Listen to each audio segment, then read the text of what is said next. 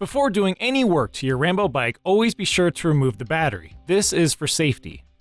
The first step is to remove the metal base plate over by the pedals.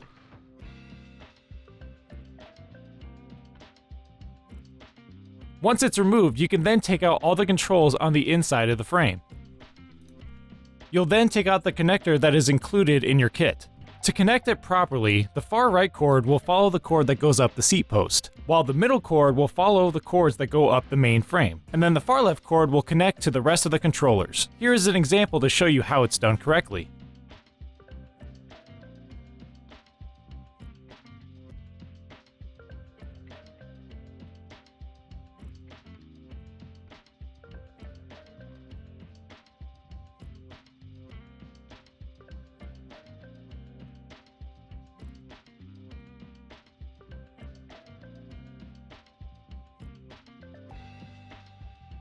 Once it's connected correctly, you can then place all of the controls back into the frame.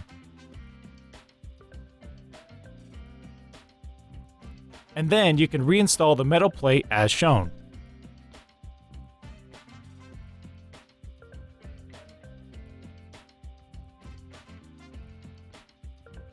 To install the base plate, start by removing all 4 bolts on the top of the frame.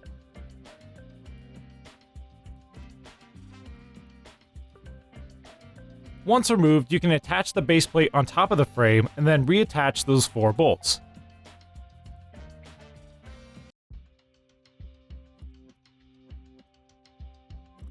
When the base plate is securely attached to the frame, you can then plug it into the seat post.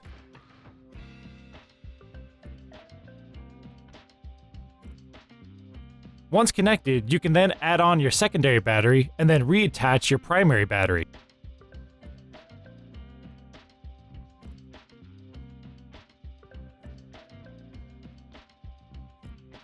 You have now successfully installed your dual battery system.